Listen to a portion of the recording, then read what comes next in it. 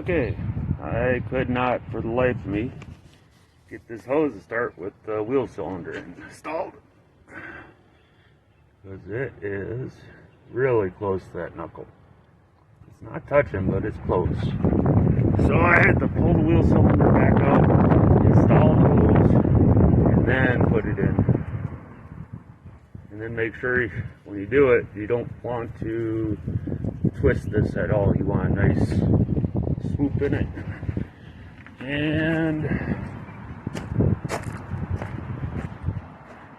don't forget to put your little copper washer on your hose. It goes between your wheel cylinder and the hose.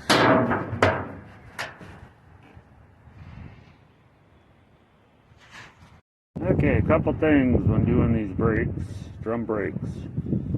You want to clean these up and put anti-seize in there and coat the threads so that you can adjust it down the road. The other thing is, this little window is where you adjust it at, so you got to make sure this is in there so that it's the right way. Because if you put it in backwards, you won't get at the start. Be sitting over there. The other thing, these flat pads are where the brake shoes sit against. So you want to put a little anti-seize on your flat pads where it moves, anywhere the shoes move or touch. Put a little anti-seize. You don't want to get it on the shoes themselves, just enough so that the little brackets on the back of them can rub, and you won't get that squeaky brakes every time you hit your brake pedal.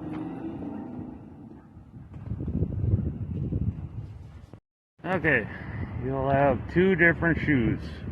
One has more pad than the other. The one with the less amount of pad is your lead shoe, and that always goes to the front of the vehicle. Okay, one side put together, one to go. When I do drum brakes, before I put the shoes on, I will put the adjuster in, then bring these shoes together to get that lower spring in, and then you can spread them apart and they kind of lock together up here, and then install them on the vehicle. I don't try to put that together on the vehicle. I try and do this part first, then have the pins sticking through, and then put the shoes on, put the clips and springs on it. So I put the brake shoes together with lower spring and the adjuster, and then I set it on, and then you can let it come back into this recess and put your spring in and clips to hold it. I don't worry about the wheel cylinder until I get those side ones on. Then you can move it around, get your wheel cylinder studs in, and then put your final springs on. Okay, now you got both springs in, holding the shoes. Now you can worry about your wheel cylinder. You get those back into place.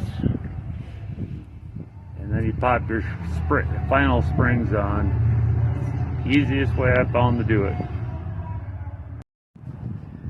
Well, the spring kit had a different lower spring.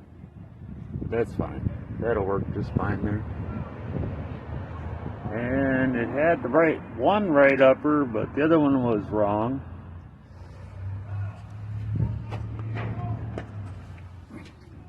It had a bigger one that it would work if you had to. You could just go up the hole and pop it over. But since I had two sets of brakes, I took the two best springs and just reused one of the old springs.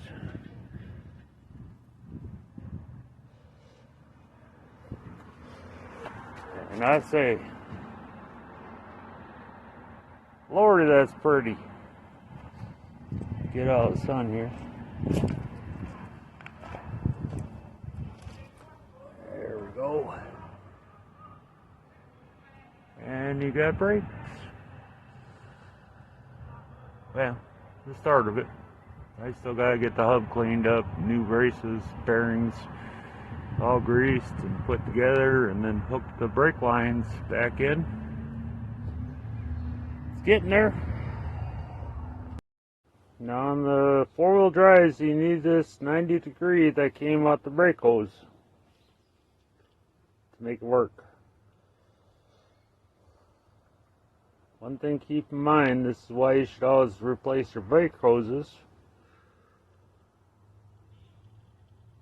I'm trying to get a good picture. These old brake hoses, they collapse in the center of them. You can see that. It's a very, very small port. They start collapsing and gives you all sorts of problems. Okay, clean up your fittings and put some Teflon tape on the line side, because you will not be tightening it up full tight. You turn it to where it's in the right position for the brake line. So you need a little help. Always run your Teflon tape clockwise on your fittings and you'll be fine.